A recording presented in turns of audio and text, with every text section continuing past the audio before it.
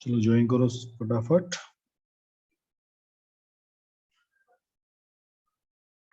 Sir and क्यों हुआ था?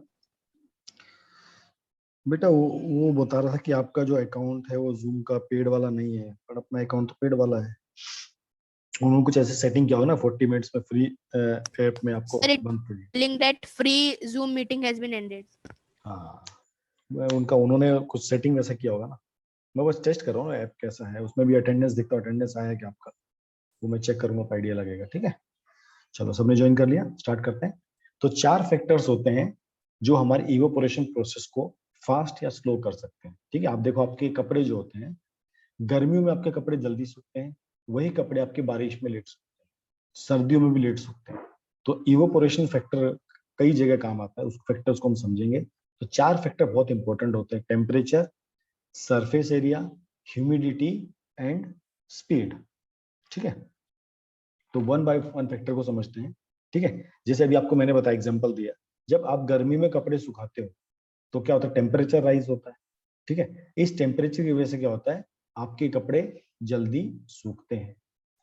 इसका मतलब यह है कि इवोपोरेशन रिएक्शन में, इवोपोरेशन जो प्रोसेस होता है, अगर टेम्परेचर इंक्रीज होगा तो रेट ऑफ इवोपोरेशन बढ़ जाएगा। मतलब फास्ट स्पीड से, आपके गर्मी में आप नॉर्मली, मम्मी आपके कपड़े ऊपर डाल के आती है, आधे घंटे में कपड़े सूख जाते हैं और अब तुरंत उसको कलेक्ट करते हैं। इसका मतलब क्या हुआ, जो सन की हीट थी उसने रेट ऑफ इवोपोरेशन, मतलब उसने कपड़े में से पानी को बहुत जल्दी सुखा दिया।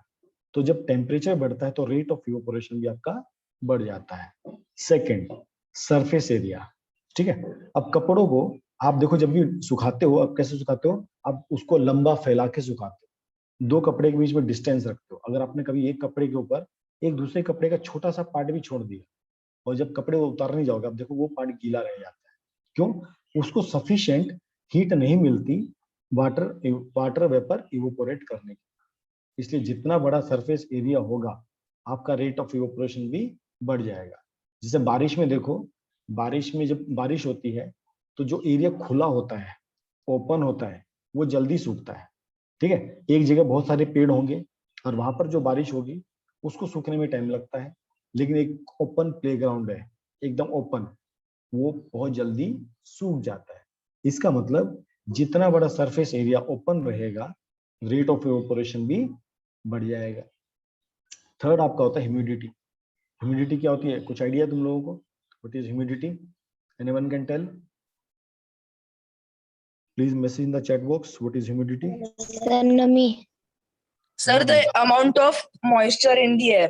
यस, हम सबको मालूम है एयर के अंदर वाटर पार्टिकल्स, ये समझो आपका एयर है, इसके अंदर कुछ ना कुछ वाटर पार्टिकल्स। ठीक है, अब इसमें अगर पार्टिकल बढ़ जाते हैं, इसका मतलब ह्यूमिडिटी इंक्रीज हो गई, और इसमें अगर वाटर पार्टिकल्स कम है तो इसका मतलब ह्यूमिडिटी कम है। जैसे रेगिस्तान जैसा एरिया होता है, वहां पर एयर में वाटर पार्टिकल्स कम होते हैं। पार्टिकल्स कम क्यों होते हैं? अब ये वाटर वेपर कहाँ से एब्जॉर्व करेगा? आसपास में कोई वाटर का सोर्स होना चाहिए ना। सन क्या करता है, पूरी हीट पूरे वाटर को एब्जॉर्व करता है ना। अगर रेगिस्तान में, पूरे रेगिस्तान में, उस रेगिस्तान वाले लोकेशन पे कहीं पानी का सोर्स तो है नहीं, तो सन इवोपोरेट किसको करेगा? तो वहां पर वाटर वेपर्स नहीं होते। इसलिए कभी आप देखो रेगिस्तान में बारिश कम होती है। बॉम्बे में बारिश होने का ज्यादा रीजन क्या होता है? क्योंकि सी क्या करता है, बहुत सारा उस जगह पे बहुत सारा वाटर क्या करता है, इवोपोरेट करता है। और यही बादल ऊपर जाके क्या होता है, ये वेपर्स ऊपर जाके क्या बन जाते हैं, बादल बन जाते हैं। इसलिए जो कोस्टल एरिया होता है वहां पर बारिश ज्यादा होती है और रेगिस्तान में बारिश कम होती है। इसलिए कहते हैं ना, हम ज्यादा पेड़ लगाएंगे तो बारिश भी ज्यादा होगी। अगर किसी जगह अगर बारिश कम हो रही है, इसका मतलब वहां पर ट्री का कटिंग ज्यादा है, पेड़ वहां पर बहुत कम है, इसलिए वहां पर बारिश कम होती है। तो हम पढ़ रहे थे ह्यूमिडिटी। ह्यूमिडिटी मतलब presence of water particles in the air. तो वाटर पार्टिकल, जब देखो गर्मी का मौसम होता है, उस टाइम क्या होता है, सन क्या करता है, एयर में से वाटर वेपर्स को इवोपोरेट कर देता है और वाटर वेपर्स ऊपर जाके क्या बन जाते हैं, क्लाउड्स। पर बारिश में क्या होता है, आपका धूप बहुत कम निकलता है। जब धूप बहुत कम निकलेगा तो वाटर वेपर्स एयर में प्रेजेंट रहेंगे, ऊपर से बारिश भी हो रही है, तो उससे क्या होता है, एयर में वाटर का कंटेंट बढ़ जाता है। तो अगर आप उस टाइम अपने कपड़े सुखाने जाओगे तो कपड़े में पानी है, एयर में भी पानी है, तो कपड़े सूखने में टाइम बहुत लग जाता है। तो जब ह्यूमिडिटी होती है, अगर ह्यूमिडिटी ज्यादा होगी, if you have less humidity, if we have less humidity, evaporation will be fast, है ना। अगर एयर में ह्यूमिडिटी मीनिंग मतलब अभी क्लियर ह्यूमिडिटी अभी तुषार आपको समझा? ये समझो आपका एयर है, इसमें जो वाटर पार्टिकल्स है उसको बोलते हैं ह्यूमिडिटी। जैसे बॉम्बे का क्लाइमेट देखो, अगर आप लोग बॉम्बे के और पुणे का क्लाइमेट, तो बॉम्बे के क्लाइमेट में वो सी के पास में, इसलिए वहां पर क्या होता है, आपकी एयर में पानी बहुत ज्यादा होता है। जबकि पुणे में आप देखो आपको उतना पसीना नहीं आता है। आपको बॉम्बे में आप किसी भी सीजन में चले जाओ, एक गर्म ठंडी का सीजन छोड़ दो, इवन वहां बारिश में भी आपको पसीने आते हैं, है ना, बारिश के मौसम में भी आपको पसीने आते हैं। जबकि पुणे में देखो आपको बारिश में पसीने नहीं आते। यस सर, मेरा ही गाँव है बॉम्बे। यस यस, तो आपने कभी अनुभव किया होगा, आप बारिश में वहां पर जाइए, सोचो बारिश हो रही है, ठंडा मौसम है, स्टिल क्या होता है, आपको ह्यूमिडिटी फील होती है। क्यों? उस टाइम एयर में एक्सेस वाटर वेपर परसेंट, ठीक है। तो जब ह्यूमिडिटी कम होती है, लेस होती है, तो इवेपोरेशन बढ़ जाता है। अगर ह्यूमिडिटी ज्यादा होगी, if humidity is more, high humidity, then evaporation will be less. ये आपको समझना है, ठीक है। फोर्थ फैक्टर होता है विंड स्पीड। अब जब देखो आपकी अगर कभी हवा चले, मान लो धूप ज्यादा ना हो, लेकिन अगर हवा चले तो उस टाइम भी आपका इवेपोरेशन बढ़ जाता है। अगर हवा नहीं चल रही, आपके कपड़े सूखने में टाइम ज्यादा लगता है। अगर तेज हवा चल रही है, आपके कपड़े बहुत फास्ट चले, क्या होगा, आपकी एयर क्या करेगी, उन कपड़ों में से वाटर पार्टिकल को एक्सट्रैक्ट करने का, उसको बार बार पिटाई करेगी, उसको क्या कहते हैं, कपड़े में से वो वाटर वेपर निकालने का पूरा काम, और एक पार्टिकल को दूसरी जगह पर लेके जाता है। तो इसलिए अगर विंड स्पीड होगी, अगर स्पीड ज्यादा होगी तो इवेपोरेशन प्रोसेस हाई होता है। विंड स्पीड कम होगी, नॉर्मल रहेगी, तो कपड़े सूखने में टाइम लग जाता है, ठीक है। तो ये आपका इवेपोरेशन है, और ये 4 फैक्टर्स जिसके ऊपर आपका इवेपोरेशन डिपेंड करता है। यहां तक अंडरस्टूड सबको? अगर सबको क्लियर तो please press 1। Yes sir.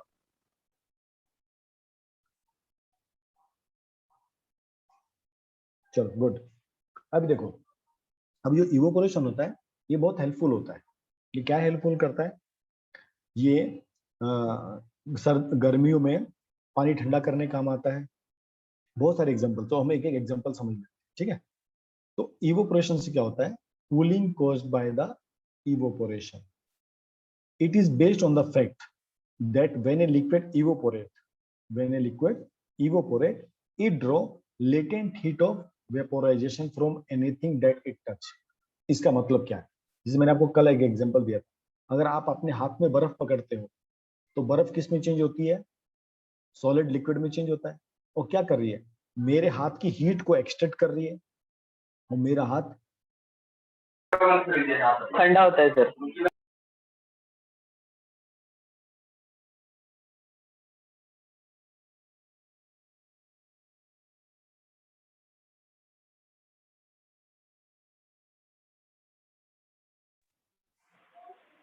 Yes, तो मैं आपको कह रहा था, जैसे मैं हाथ में बर्फ पकड़ता हूँ, तो बर्फ क्या करती है, मेरे हाथ से हीट एक्सट्रैक्ट करती है। तो इवोपोरेशन भी वही काम करता है।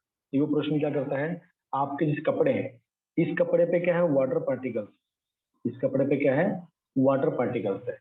तो इवोपोरेशन प्रोसेस क्या होता है, वो यहाँ पर हीट क्या करता है, यहाँ पर एक्सेस हीट को निकालता है, मतलब यहाँ पर पानी है, ठीक है। इवोपोरेशन क्या करता है, एक्सेस हीट को विड्रॉ करता है और अंदर की चीज को ठंडा करता है। अब एग्जांपल से समझते हैं इसको। जैसे वाटर पॉट होता है, हम लोग नॉर्मली पानी कैसा पीते हैं, मटके का पानी पहले पिया जाता है। आजकल तो फ्रिज आ गया, तो लोगों ने फ्रिज का पानी पीना स्टार्ट कर दिया, और फ्रिज का पानी बड़ा डेंजरस होता है, गले के लिए भी, बॉडी के लिए। जो पानी फ्रिज से ठंडा करके पिया जाता है, वो हेल्थ के लिए अच्छा नहीं होता, कभी भी याद रखना, ठीक है। मटके का पानी सबसे हेल्दी होता है। अब मटके में पानी ठंडा कैसे होता है, वो हम समझेंगे, ठीक है। जैसे आपका मटका है, जो हमने मटका देखा, अभी अपना मटका है, जो मटका किस चीज का बना होता है, मिट्टी का बना होता है, ठीक है। इसके सरफेस पे बहुत सारे छोटे छोटे पोर्स होते हैं, बहुत बारीक बारीक क्या होते हैं, पोर्स होते हैं। अब होता क्या है, देखो अंदर जो पानी है, वो मान लीजिए 20 डिग्री पे है, ठीक है, और बाहर टेम्परेचर कितना है, 40 डिग्री। तो क्या होता है, थोड़ा सा पानी इन पोर्स के थ्रू यहाँ पर आ जाता है, ये पोर्स है, तो अंदर का पानी बाहर ऐसे आता है, इस सरफेस पे आता है। जब सरफेस पे आता है तो क्या करता है, बाहर कैसा है, बाहर ये क्या करता है, ये बाहर टेम्परेचर है, तो क्या होता है, ये लिक्विड इवोपोरेट हो जाता है। लिक्विड क्या होता है, इवोपोरेट हो जाता है। अब इस इवोपोरेशन होने के लिए इसको थोड़ा हीट लगता है, तो क्या करता है, इसके अंदर से वो हीट एनर्जी लेता है। जो पानी थोड़ा गर्म है ना, ये अभी 20 डिग्री पे है, तो इसको अगर इस पार्टिकल को, हम एक पार्टिकल की बात करते हैं, इस पार्टिकल को अगर वेपर में चेंज होना होगा, इसको थोड़ा सा एनर्जी लगेगा, थोड़ी सी काइनेटिक एनर्जी लगेगी। वो काइनेटिक एनर्जी कहाँ से लेता है, वो अंदर से लेता है, अंदर से थोड़ा टेम्परेचर को बाहर लेता है।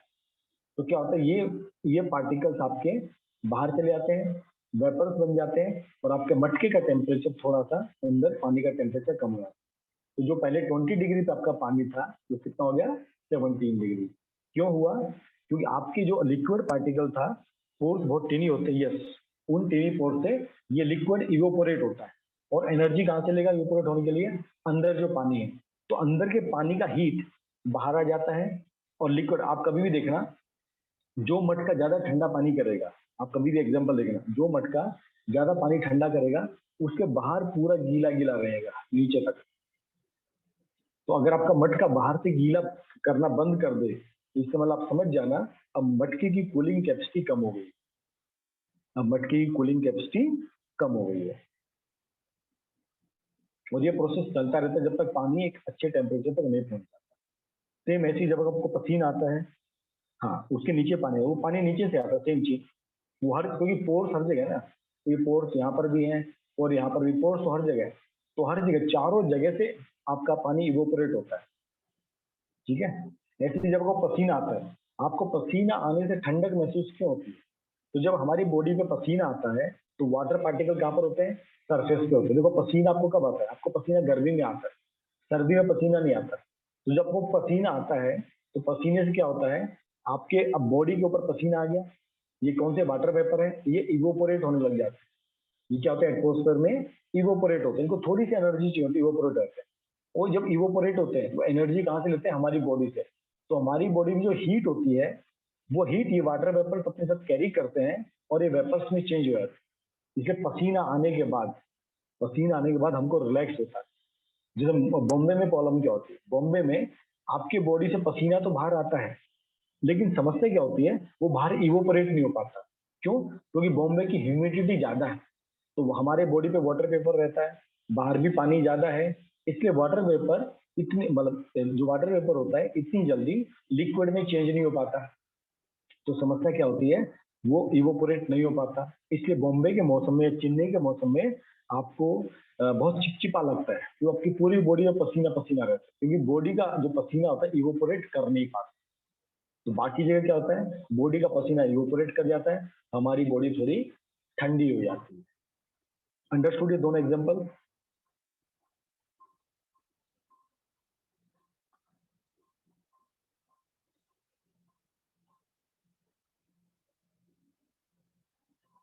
अंडरस्टूड दोनों example? Please reply in the chat box, 1 और 0।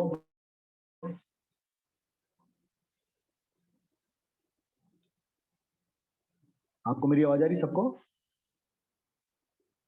प्लीज रिप्लाई कर दिया, मुझे लगता है कि मुझे मेरी आवाज आ रही है।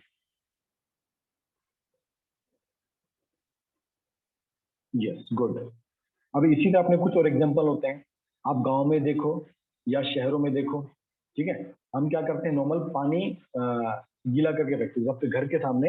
अगर समझो गर्मी, एक हफ्ते गर्मी के मौसम में यहाँ पर होता है, गर्मी के मौसम आप क्या करते हो, आप घर के आगे पानी छिड़कते हो, we sprinkle water in front of our homes. इससे क्या होता है, जो जमीन का जो फिर इससे हीट इवेपोरेट हो जाती है। यस, तो सर हमारे घर के सामने की लाइन ठंडी रहती है। बिल्कुल बिल्कुल। तो उससे क्या होता है, जब वाटर स्प्रिंकलिंग करते हो, तो वाटर वेपर्स क्या करते हैं, जमीन की हीट को लेते हैं और अपने आप को वेपर्स में कन्वर्ट कर लेते हैं। तो जमीन का हीट एक्सट्रैक्ट होता है, और वाटर वेपर, जो वाटर पार्टिकल्स होते हैं, वो वेपर की फॉर्म में हवा में मिल जाते हैं, और वो सामने का एरिया आपका ठंडा हो जाता है। आपका नेक्स्ट एग्जांपल है आप कॉटन क्लॉथ वेरी करते हो। आप कॉटन क्लॉथ की खासियत क्या होती है, कॉटन क्लॉथ क्या करते हैं, हमारी बॉडी पे जो पसीना आता है उसको एक एब्जॉर्ब करते हैं। अभी देखो पसीना कहाँ पर है, यहाँ पर है, ठीक है। अभी ओपन टू एटमोस्फेयर है, ये वेपर्स किसके संपर्क में है, एटमोस्फेयर के संपर्क में। तो वाटर वेपर्स उड़ जाते हैं और हमारी बॉडी को रिलैक्स होता है। पर जैसे जो सिंथेटिक कपड़ा होता है, ठीक है, और जो पॉलिस्टर का कपड़ा होता है, वो क्या करता है, हमारी ये जो वो कपड़ा क्या होता है, वो इस पसीने को, ये पसीने को क्या करता है, सोख नहीं पाता, एब्जॉर्ब नहीं कर पाता। इसलिए हमको गर्मियों में खासकर हमको ये कॉटन क्लॉथ पहनने चाहिए। कॉटन क्लॉथ क्या करेंगे, हमारी बॉडी पे जो पसीना आता है उसको अपने बॉडी में एब्जॉर्ब कर लेते हैं कपड़ा, और ये फिर ओपन टू एटमोस्फेयर हो जाता है, वहां से ये पानी उड़ जाता है और हमारी बॉडी को रिलैक्स होता है। इसी प्रिंसिपल पे आपका कूलर काम करता है। हम जब भी गर्मी होती है कूलर का यूज करते हैं। कूलर क्या करता है, रूम के अंदर जो हॉट एनर्जी, गर्म हवा होती है, उसको कूलर अपनी तरफ खींचता है। वो क्या करता है, कूलर अपनी तरफ खींचता है। या कूलर कई बार बाहर भी लगता है ना। कूलर क्या होता है, नॉर्मली घर के बाहर लगता है खिड़की में, तो बाहर बाहर हॉट एयर है, तो बाहर की हॉट एयर को खींचता है। वो हॉट एयर क्या करती है, वाटर से पास होती है। वो हॉट एयर क्या करती है, वाटर से पास होती है। तो जब वाटर से पास होती है तो ये वाटर वेपर क्या करते हैं, उस एयर में से हीट को एब्जॉर्ब कर लेते हैं, और अंदर जो हवा जाती है वो ठंडी हवा जाती है। और बेस्ट एग्जांपल आपका चाय का है।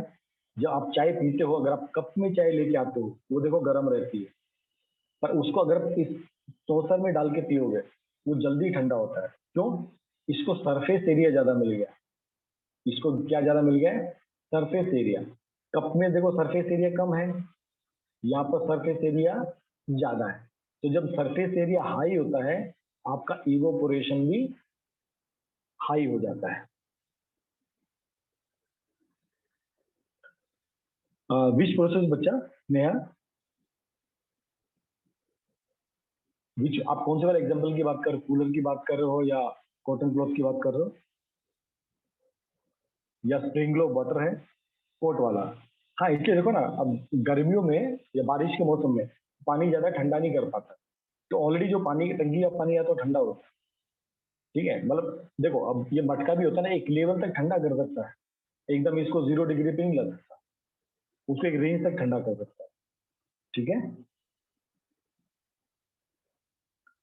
चलो गुड। अभी कंसेप्ट होता है इवोपोरेशन और बॉइलिंग, इसको भी समझ लेते हैं, दोनों में डिफरेंस क्या होता है। क्योंकि अभी दो चीज आपने पढ़ी ना, इवोपोरेशन भी क्या करता है, लिक्विड को वेपर में चेंज करता है, और बॉइलिंग भी क्या करता है, लिक्विड को वेपर्स में चेंज करता है। बस दोनों में डिफरेंस क्या होता है अपने को समझना जरूरी है। एक और इम्पोर्टेंट पार्ट था, जब हमें को कई बार हमको जल जाता है, हमारा बॉडी का कोई पार्ट जल जाता है, तो हम क्या करते हैं, उसके ऊपर आइस अप्लाई करते हैं।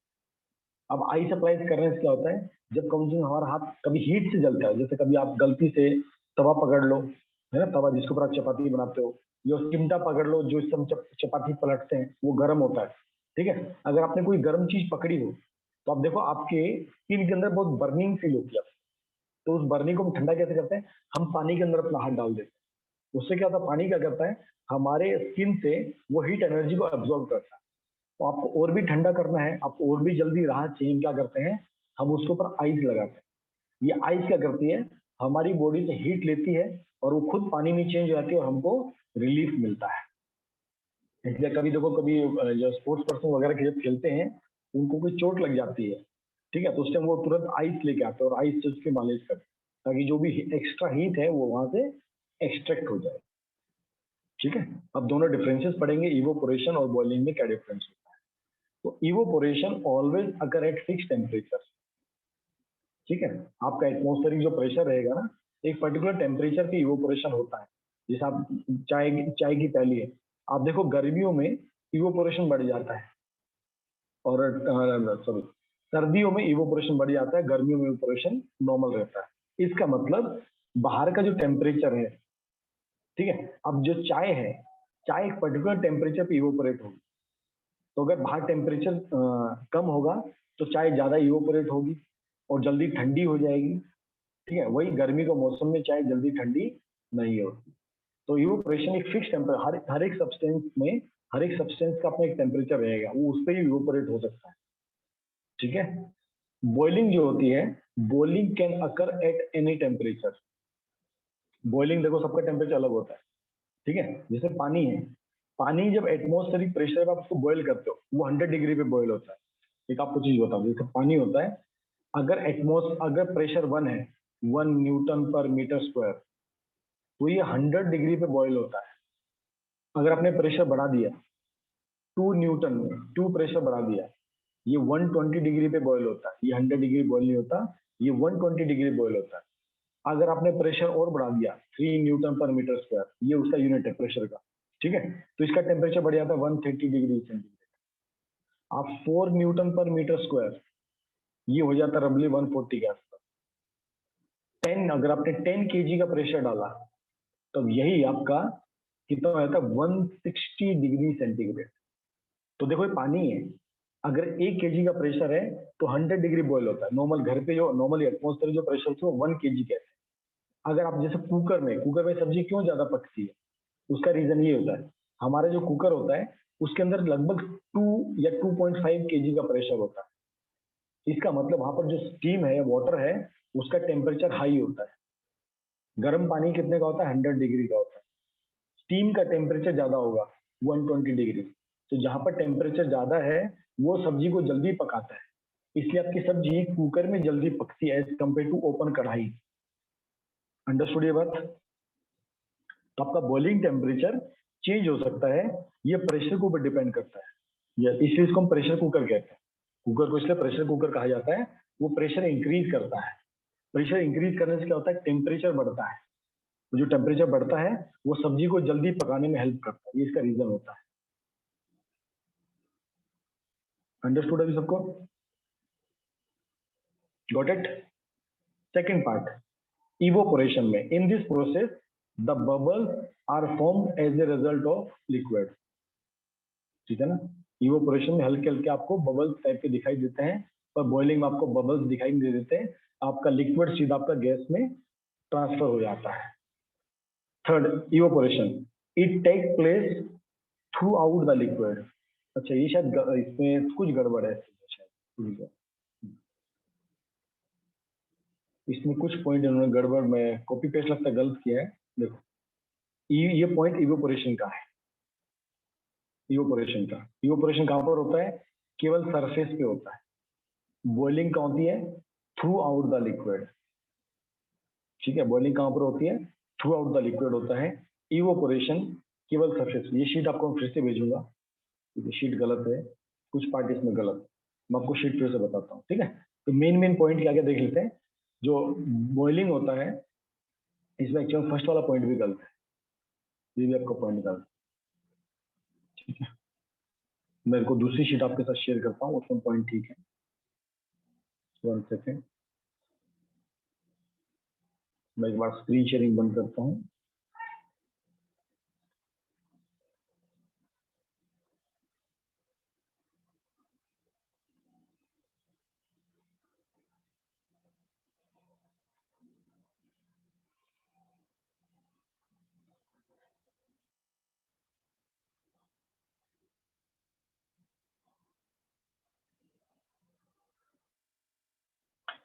वन सेकेंड,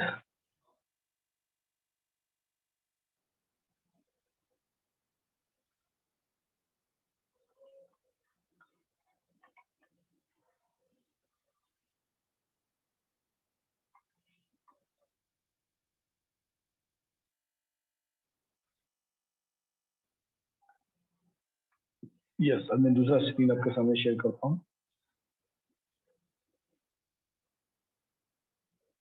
ये पॉइंट्स के फॉर्म में नहीं है, मैं आपको बाद में पॉइंट्स के फॉर्म में इसको भेज दूंगा, ठीक है। तो difference between boiling and evaporation.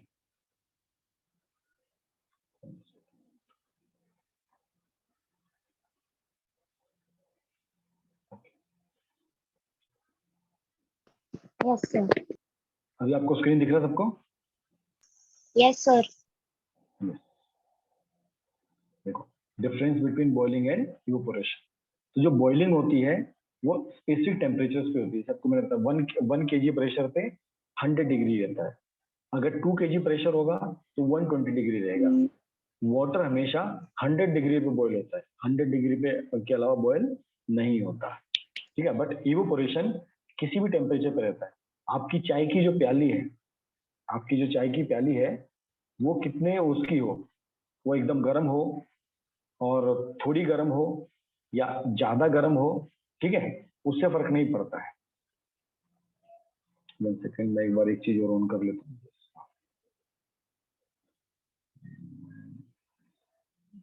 1 second just. तो देखो जो प्याली है,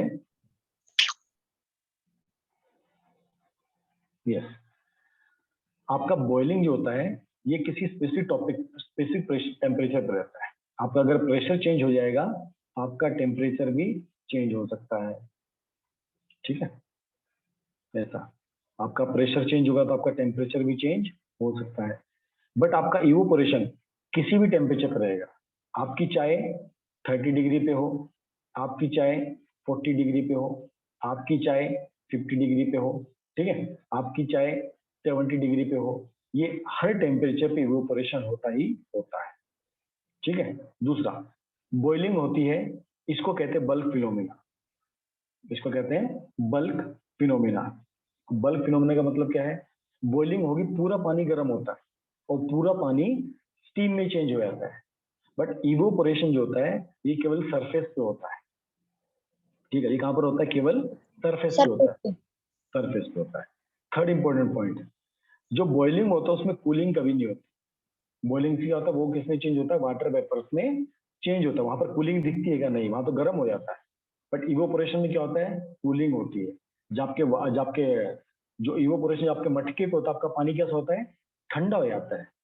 बॉइलिंग से क्या होता है? आपका टेम्परेचर बढ़ जाता है। ये 3 मेजर डिफरेंस है। बॉइलिंग का फर्स्ट डिफरेंस क्या है?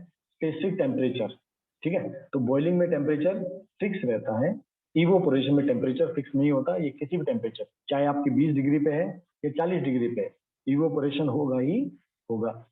सेकेंड, बॉइलिंग बल्क फिनोमेना होता है, पूरा पानी गर्म होता है, पूरा पानी इवोपोरेट होकर उड़ जाता है।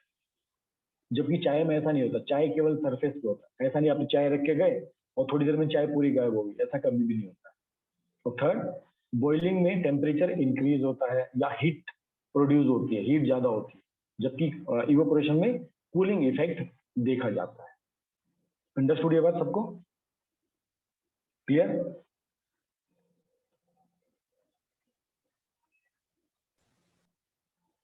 यस। अब अगला पार्ट पढ़ते हैं हम।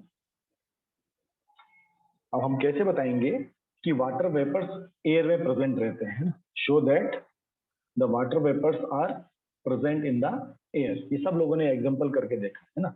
हम कभी भी गर्म ठंडा पानी लेते हैं, है ना। हम कभी गिलास में, कांच के गिलास में ठंडा पानी लो या स्टील के गिलास में ठंडा पानी लो और उसको थोड़ी देर के लिए उसको आप ऐसे छोड़ दो। आप थोड़ी देर बाद क्या देखोगे? बाहर ऐसे वाटर के पार्टिकल्स इकट्ठे हो जाते हैं। अब ये क्यों होता है? भाई अंदर पानी ठंडा है, इसके अंदर पानी कैसा है? कोल्ड है। बाहर टेम्परेचर कैसा है? ज्यादा है। बाहर एयर में क्या है? वाटर पार्टिकल्स है। तो जब ये वाटर वेपर इस सरफेस के टच पे आते हैं तो क्या हो जाता है? कंडेंसेशन हो जाता है। कंडेंसेशन कौन सा प्रोसेस है? जब आपके वेपर किसमें चेंज हो जाते हैं? लिक्विड में चेंज होते हैं। ये सरफेस पे होता है, केवल हवा में वेपर्स चेंज नहीं होंगे। जब ये एयर का जो पार्टिकल यहाँ पर था, एयर में वाटर पार्टिकल्स थे ना, ये जब इस सरफेस पे आते हैं, जब ये सरफेस पे आते हैं तो ये सरफेस कैसा है? ठंडा है। तो जब ये वेपर किससे टकराते हैं? इस ग्लास से टकराते हैं, तो क्या होता है? ये जो वेपर फेज होते हैं ये किस में चेंज हो जाते हैं? लिक्विड में चेंज हो जाते हैं और छोटे छोटे वाटर ड्रॉपलेट्स फॉर्म हो जाते हैं। अंडरस्टूड? यहां तक सबको क्लियर है?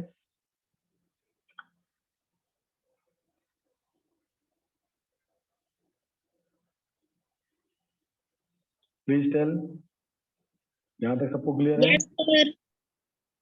चलिए, गुड। अब आगे चलते हैं। अब लास्ट 2 टॉपिक बचे हैं, प्लाज्मा। अब प्लाज्मा क्या होता है? हमने 3 स्टेट पढ़ ली हैं, सॉलिड, लिक्विड और गैस, ठीक है।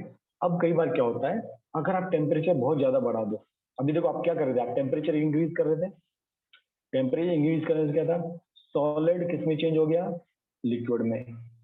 लिक्विड किस में चेंज हो गया? गैस में। अब गैस का भी अगर आप टेम्परेचर इंक्रीज करते जाओगे तो क्या होता है, देखो हमने पढ़ा है एटम होता है, एटम किसके मिलके बना है, इलेक्ट्रॉन्स, अभी आप 9th क्लास में पढ़ोगे, और प्रोटॉन से मिलके बना होता है। इलेक्ट्रॉन्स और प्रोटॉन से मिलके हमारा क्या बना होता है, एटम मिलके बना होता है, ठीक है। और यहाँ पर एक न्यूट्रॉन भी होता है। ये 3 पार्टिकल होते हैं। किसी जो पार्टिकल की बात करते हैं ना, पार्टिकल की बात, ये पार्टिकल जो मिलके बना होता है इन 3 चीजों बना है, इलेक्ट्रॉन्स, प्रोटॉन्स और न्यूट्रॉन्स। अब जो पार्टिकल होता है उसका स्ट्रक्चर कैसा होता है, ऐसा न्यूक्लियस होता है, ये आप लोगों ने पढ़ा है। ये आपका न्यूक्लियस होता है और ये आपका इलेक्ट्रॉन होता है। इस जगह पे आपका इलेक्ट्रॉन ट्रेवल करता है, ऐसे घूमता रहता है, ऐसे राउंड राउंड राउंड घूमता रहता है, इसको बोलते हैं न्यूक्लियस। जैसे आपका सेल होता है ना, लाइफ प्रोसेस हमने सेल पढ़ा है, वहां भी एक न्यूक्लियस होता है। उसी तरह हर पार्टिकल में भी, चाहे लिविंग हो चाहे नॉन लिविंग हो, सब में एक न्यूक्लियस होता है। इस न्यूक्लियस के अंदर आपका प्रोटॉन भी होता है, न्यूट्रॉन भी होता है, और इलेक्ट्रॉन बाहर बाउंड्री पे घूमता है। तो जब आप इसका टेम्परेचर इंक्रीज कर रहे हो, तो क्या होता है, ये इलेक्ट्रॉन अपनी लोकेशन को छोड़ देता है और एकदम खुला सांड हो जाता है, अपने आप अपनी मर्जी से घूमता है। तो क्या होता है उस समय, जो गैस पार्टिकल्स होते हैं उसमें ये पहले एक साथ इकट्ठे होते हैं, ये प्रोटॉन न्यूट्रॉन ऐसे होते हैं, समझो एक कंबाइंड एक ऐसा है, यहाँ पे एक पार्टिकल है जिसमें अंदर प्रोटॉन न्यूट्रॉन है और आउटर में क्या है, इलेक्ट्रॉन होता है। अब क्या होता है, जैसे ही आपने गैस का टेम्परेचर इंक्रीज किया, इलेक्ट्रॉन खुले घूम रहे हैं और प्रोटॉन प्लस न्यूट्रॉन अलग से घूम रहे हैं। दोनों एक दूसरे से क्या हो गए, ब्रेक हो गए, दोनों के बीच में डिस्टेंस ऐसे हो जाते हैं, आपके इलेक्ट्रॉन्स अलग से घूमने लग जाते हैं और आपके प्रोटॉन भी अलग हो जाते हैं। तो इस कंडीशन को कहते हैं प्लाज्मा। इसको क्या कहते हैं, प्लाज्मा, ठीक है। ये नॉर्मली कंडीशन कहाँ पर होती है, स्टार्स में, सन्स में, वहां पर टेम्परेचर बहुत ज्यादा होता है, आपकी गैस किस में चेंज हो जाती है, आपकी प्लाज्मा में चेंज हो जाती है।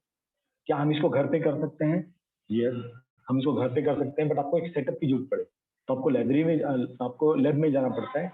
लैब में क्या किया जाता है, लैब में हम गैसेस में से इलेक्ट्रिसिटी पास करते हैं। कुछ गैसेस होती हैं, जैसे आपका जो ट्यूबलाइट होता है, ट्यूबलाइट में क्या होती है, नियोन गैस होती है। तो इस नियोन गैस के थ्रू हम क्या करते हैं, इलेक्ट्रिसिटी पास करते हैं। अब इलेक्ट्रिसिटी पास करने से क्या होता है, जो नियोन गैस के जो पार्टिकल्स होते हैं, नियोन गैस के जो पार्टिकल्स होते हैं वो क्या होते हैं, वो प्लाज्मा स्टेट में चले आते हैं। उसका इलेक्ट्रॉन अलग हो जाता है, उसका प्रोटॉन न्यूट्रॉन अलग हो जाता है, और वो फिर ग्लो करते दिखाई देते हैं, ठीक है। तो ये हम अपनी डे टू डे लाइफ में देखते हैं। तो 4th स्टेज में एग्जिस्ट करते हैं, इसको कहते हैं प्लाज्मा। प्लाज्मा मतलब जहां पर जब हमने टेम्परेचर इंक्रीज किया, ठीक है, तो उससे उसके इलेक्ट्रॉन उससे न्यूक्लियस से दूर भाग जाते हैं, और इस स्टेट को कहते हैं प्लाज्मा। अंडरस्टूड ये बात सबको? आपके कोर्स में ज्यादा नहीं, आपको ऐसे डिटेल हल्का फुल्का पता होना चाहिए। अंडरस्टूड? आप फ्यूचर क्लासेस में इसको बहुत डिटेल में आप पढ़ोगे। न्यूक्लियाई 12th क्लास में चैप्टर आता है न्यूक्लियाई वाला, एटम न्यूक्लियाई वाला, उसमें आप इसको बहुत डिटेल में पढ़ोगे। और जो 5th टाइप का है, अभी देखो इसमें क्या किया गया, इसमें हमने बहुत लो प्रेशर क्रिएट किया था। टेम्परेचर हाई होता है, टेम्परेचर हाई होता है और प्रेशर लो होता है, तब आप प्लाज्मा स्टेट अचीव कर पाते हो, ठीक है।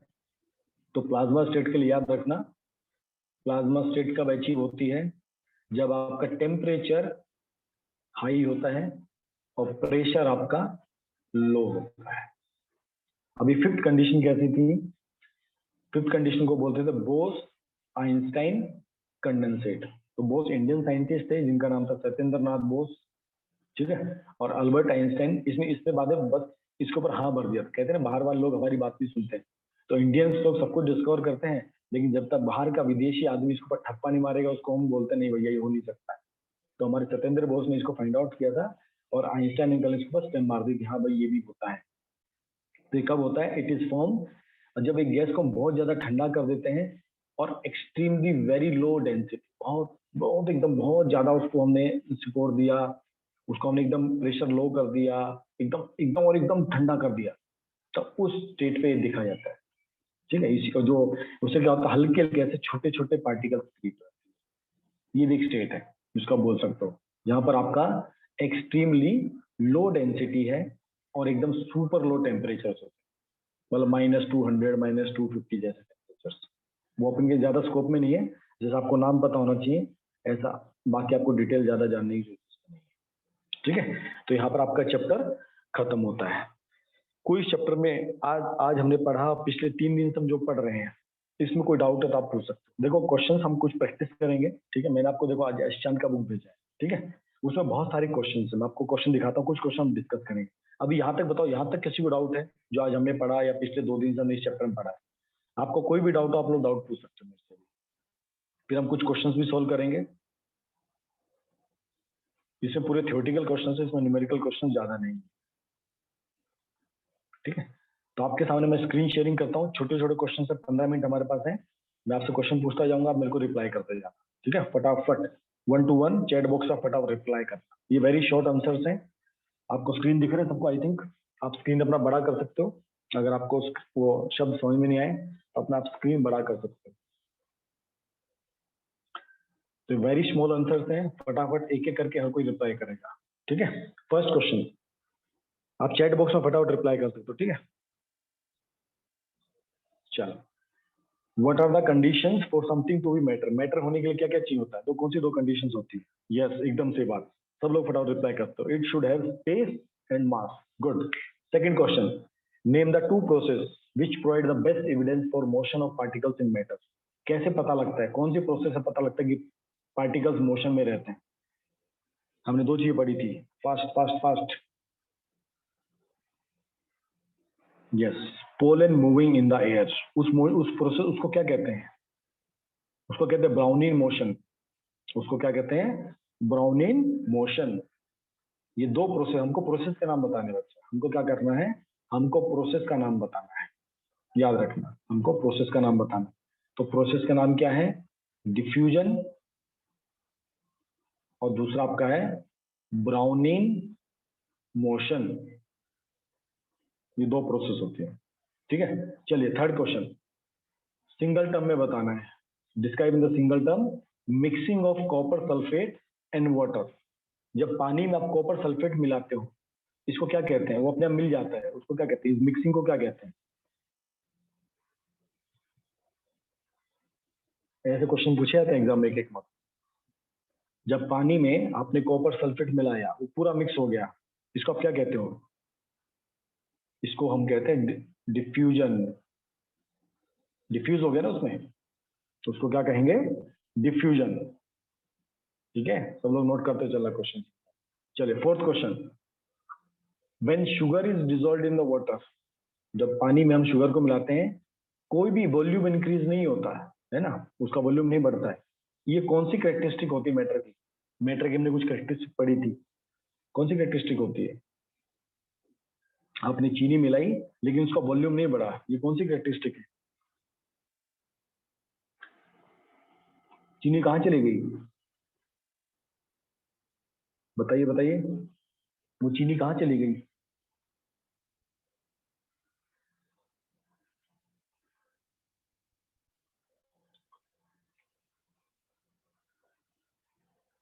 चीनी कहाँ चली गई? चीनी चली गई पानी में। जो स्पेस था, हमने पढ़ा था ना, water have space in between the particles. तो चीनी जाके it diffused in the water. Yes, वो नहीं, प्रॉपर्टी हमको बतानी, व्हाट इज द प्रॉपर्टी? वो कैरेक्टरिस्टिक कौन सी है? वो कैरेक्टरिस्टिक है कि वाटर पार्टिकल के बीच में स्पेस होता है, तो जो शुगर के पार्टिकल्स होंगे वो कहाँ जाके बैठ जाएंगे? वाटर पार्टिकल के बीच में बैठ जाएंगे। बच्चा हमको कैरेक्टरिस्टिक बतानी, व्हाट इज, ये देखो क्वेश्चन पढ़ के हमको आंसर रिप्लाई करना बहुत जरूरी होता है। मैटर की कौन सी प्रॉपर्टी होती है? कैरेक्टरिस्टिक। ये कौन सी कैरेक्टरिस्टिक होती है? They have space in between them. Particle are having space in between them, ठीक है। चलिए फिफ्थ क्वेश्चन का आंसर बताइए। कौन सी कैरेक्टरिस्टिक की बात कर रहे हैं हम लोग? जब आपने पानी में पोटेशियम परमैंगनेट डाला और बहुत बड़े वॉल्यूम को आपने पर्पल कर दिया। या शिवम ने एकदम करेक्ट बताया, the particles are very very small. आपको कैरेक्टरिस्टिक पहचाननी है, आपको ऐसा क्वेश्चन मिलेगा और आपको कैरेक्टरिस्टिक पहचाननी है कि थोड़ा सा भी पोटेशियम परमैंगनेट होगा, बहुत बड़े पानी को वो पर्पल कर सकता है। इसका मतलब पार्टिकल्स आर वेरी स्मॉल। चलिए सिक्स में कौन सी कैरेक्टरिस्टिक है? आपने अगरबत्ती जलाई और पूरे घर में अगरबत्ती खुशबू फैल गई, ये कौन सी कैरेक्टरिस्टिक्स होती है? डिफ्यूजन, डिफ्यूजन तो होती है करेक्टरिस्टिक। ये देखो डिफ्यूजन प्रोसेस है, करेक्टरिस्टिक क्या है? स्मॉल पार्टिकल्स, करेक्टरिस्टिक है कि particles are moving, particles are motion, particle motion में है। करेक्टरिस्टिक अलग होती है, प्रोसेस अलग होता है। डिफ्यूजन प्रोसेस है, ब्राउनिन मोशन प्रोसेस है। करेक्टरिस्टिक हमने 4 पढ़ी थी। Particles are very small, particles having space between them, particles are constant moving, particles have attraction force in between them. 4 property भूल गए आप लोग? ये हमने 4 प्रॉपर्टी पहले दिन डिस्कस की थी। फर्स्ट प्रॉपर्टी कौन सी थी? Particles are very very very small. Second, particles having space in between them, उनके बीच में कुछ ना कुछ स्पेस होता है। Third, particles are always in motion. And fourth one, particles के बीच में अट्रैक्शन फोर्स होता है। चलिए क्वेश्चन नंबर 7, इसका आंसर बताइए। इसमें कौन सी प्रॉपर्टी कैरेक्टरिस्टिक की बात कर रहे हैं? आपने चॉल्क लिया, उसको हमने ब्रोकन किया, छोटे छोटे पीस उसको तोड़ते गए, वो टूट जाता है। बट आयरन के पार्टिकल्स नहीं टूटते हैं, हैमरिंग से नहीं particles टूटते। are attracted to each other. ये इसमें है अट्रैक्शन फोर्स। 7th का आंसर होगा, उनके बीच में अट्रैक्शन फोर्स ज्यादा होता है। जो आयरन होता है उसके पार्टिकल्स के बीच में अट्रैक्शन फोर्स ज्यादा रहता है, इसलिए हम उसको हैमरिंग से नहीं तोड़ पाते। चॉल्क के पार्टिकल में अट्रैक्शन तो होता है बट उतना अट्रैक्शन नहीं होता, इसलिए उसको चोट मारने से टूट जाता है। तो ये सब आपको याद, ये सब एसचांद बुक के हैं, आपको इससे पहले बता रहा हूँ, ये सब क्या है? एसचांद बुक के हैं। Yes, sir. गुड, अब अगले क्वेश्चंस करते हैं। 1 सेकंड, इसको मेरे कर देते हैं एक बार। 1 सेकंड जस्ट।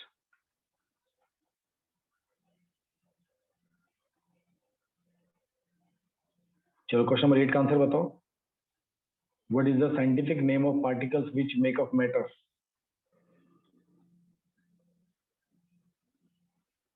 Atoms. एकदम सही बात। Molecules, एटम, एटम, हाँ yes, atom is atom and molecule. Yes, उसको हम एटम एंड मॉलिक्यूल्स कहते हैं। गुड, एकदम सही बात। 9th का आंसर बताइए। Name the process by which a drop of ink spread in the beaker of the water. diffusion, yes, एकदम करेक्ट, इसका आंसर है डिफ्यूजन। एकदम आप लोग स्मार्ट हो गए एकदम। गुड, चलिए yes, sir. 10th का आंसर बताओ। What is the journal name of rigid form of matter? Rigid form किसकी होती है? Solid, एकदम सही, उसको हम कहते हैं सॉलिड। और फ्लूइड फॉर्म किसको कहते हैं? Liquid and gas. एकदम सही बात, लिक्विड एंड गैस। गुड, आप लोगों ने बड़ा ध्यान से चैप्टर समझा। चलिए question number 11। yes, sir. Notes तो homework काम आया बहुत ज्यादा. यस, एकदम सही बात। आप लोग सिंसियरली होमवर्क करोगे तो आपको चैप्टर पूरा समझ में आ जाएगा। इससे out of solid, liquid and gas which has maximum movement of particles? Gas, movement होता है, एकदम सही बात। Good, gas. सेकंड वाला, maximum inter particular attraction? solid, solid, एकदम सही बात। सॉलिड में सबसे ज्यादा अट्रैक्शन होता है। Third, minimum space between particles? liquid, minimum space between particles, minimum minimum space. space, Solid. solid, solid में सबसे कम स्पेस होता है। Good, question number 12। Which substance has definite volume but no definite space? किसमें ऐसा होता है? वॉल्यूम तो water, वाटर। वाटर, लिक्विड मतलब लिक्विड, ठीक है, हमको प्रॉपर नाम बताना है, ठीक है। इसमें डेफिनेट Okay, वॉल्यूम sir. होती है, डेफिनेट साइज नहीं होता, शेप डिफरेंट है, तो लिक्विड। चलिए क्वेश्चन नंबर 13 का answer. Name the physical state of matter which can be easily compressed? gas, yes, एकदम सही बात। गैस को हम इजिली कंप्रेस्ड कर सकते हैं और किसी को कंप्रेस्ड नहीं कर सकते। एकदम गुड, तुम तो बहुत अच्छे बच्चे हैं।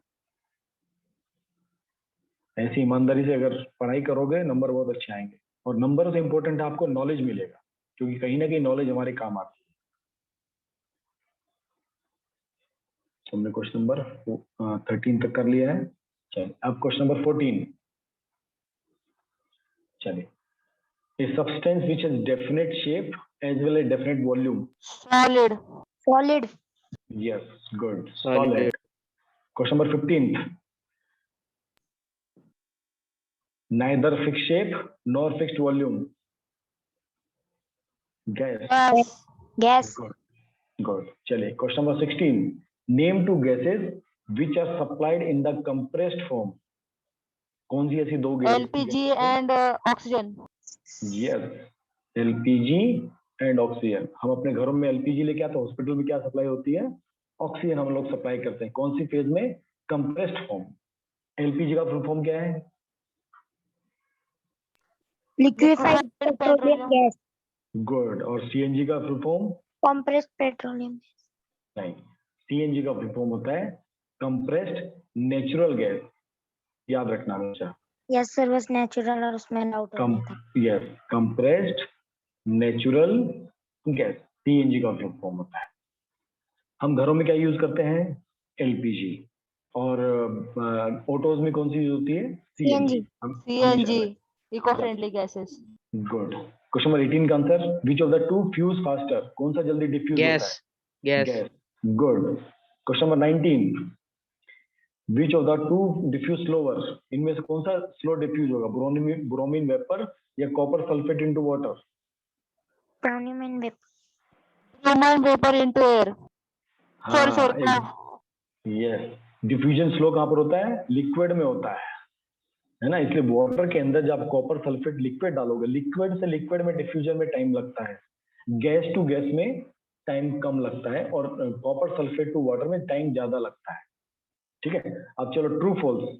ठीक है, रेड ब्रोमीन, क्वेश्चन पढ़ लो आप लोग फटाफट। Red bromine vapour diffuse in air in gas jar but colourless air molecules can not diffuse. ऐसा हो सकता है क्या? ब्रोमीन वेपर तो एयर में डिफ्यूज हो जाएंगे, बट एयर इसमें डिफ्यूज नहीं होती ब्रोमीन वेपर से। ट्रू है फॉल्स है? False. So false I think so. Yes, it is false, क्योंकि एयर भी ब्रोमीन वेपर में डिफ्यूज हो सकती है और ब्रोमीन वेपर्स भी एयर में डिफ्यूज हो सकते हैं। चलिए question number 21, A bottle of perfume was opened in A room, the smell of vapour spread in entire room, name the property. कौन सी प्रॉपर्टी होती है? आपने परफ्यूम खोला, पूरे रूम में परफ्यूम का खुशबू फैल गया, कौन सा प्रॉपर्टी होता है? So very small particles. Diffusion. Diffusion. देखो आप दो चीज समझो, प्रॉपर्टी दो है, डिफ्यूजन एंड ब्रोमीन मोशन, इसको प्रॉपर्टी बोलते हैं। कैरेक्टरिस्टिक अलग है। कैरेक्टरिस्टिक मतलब वेरी स्मॉल, कैरेक्टरिस्टिक मतलब स्पेस उसके बीच में होता है, कैरेक्टरिस्टिक मतलब फास्ट मूविंग है, कैरेक्टरिस्टिक मतलब उसके अंदर फोर्सेस है। अभी हमने देखो, जब प्रोसेस पूछेंगे तो प्रोसेस बताना है, जब कैरेक्टरिस्टिक पूछेंगे तो कैरेक्टरिस्टिक बताना है। चलिए क्वेश्चन नंबर 22, किसी के घर में मछली बन रही, फिश फ्राई हो रही है, आपके घर में खुशबू आ गई, कौन सा प्रोसेस होता है? Which process? So Brominian motion. Diffusion. Bromine motion हमेशा के साथ दिखाई देगा, लिक्विड में दिखाई देगा। डिफ्यूजन लिक्विड में भी होता है, गैस में भी होता है। Question number 23, name one property of liquid and gas which tell us metals are molecules are moving constantly. Bromine motion. Yes, bromine motion से आपको पता लगता है। और डिफ्यूजन से इसे आप डिफ्यूजन भी कहते हैं, लिक्विड भी है ना, लिक्विड और गैस दोनों है, तो ब्रोमीन इसमें आप डिफ्यूजन लिख सकते हो। चलिए filling the blanks. First concept बताइए, the best evidence that particles of matter are constantly moving come from the study of dash and dash. So Pauling grains. Bromine motion and diffusion. Yes, दोनों आपको लिखना है, bromine motion and diffusion. चलो second वाला, the smell of perfume gradually spread across the room due to. Diffusion. Diffusion. Good, Diffusion. Diffusion. Good. Diffusion. C वाला, solid States. Liquid gas three, States. Solid States. Liquid and gas are the three Distant. State. states of matter, state of matter. चलो D, at room temperature the force of attraction between particle of solid substance are dash then those exist in the gaseous state. Room More. Longer. more ज्यादा More. होता है, gas से ज्यादा होता है। Good. E, the arrangement of particle is less ordered in Liquid state. Liquid state. Gas. Sir liquid आएगा और फिर दूसरे वाले में गैस आएगा। एक मिनट रुको, the arrangement of the particle is less पहले में ordered in लिक्विड, the, दूसरे में गैस है। हाँ यस, पहले वाले में लिक्विड आएगा। यस गुड, सॉरी, लिक्विड में ज्यादा ऑर्डर नहीं होते और गैस में तो कोई ऑर्डर होता ही नहीं। Got it? तो ऐसे Yes, sir. आपको अगर आपका बेसिक्स क्लियर है तो छोटा क्वेश्चन है चाहे बड़ा, अभी देखो कई सारे क्वेश्चन है एग्जाम में, आप उनको खुद सॉल्व करने की कोशिश करना। आपके सभी 3 दिन मैथ की क्लास भी चलेगी। थोड़ा थोड़ा साइंस डेली 1 घंटे पक्का पढ़ो, ठीक है। उसका हर एक क्वेश्चन को सॉल्व करने की कोशिश करो। अगर आपको क्वेश्चन नहीं आता समझ में तो आपको मैं इसका सॉल्यूशन भी भेजूं, मेरे पास इसका पूरा सॉल्यूशन भी है। मैं आपको सॉल्यूशन दूंगा लेकिन समय आने पर। पहले आपका चैप्टर पढ़ो, आप खुद ट्राई करो, तो आपको मैं इसका सॉल्यूशन भी भेजूंगा, ठीक है। Yes, sir. तो आपको स्टडी मटेरियल पूरा मिलेगा, बस पढ़ाई आपको करनी है। अंडरस्टूड? ठीक है।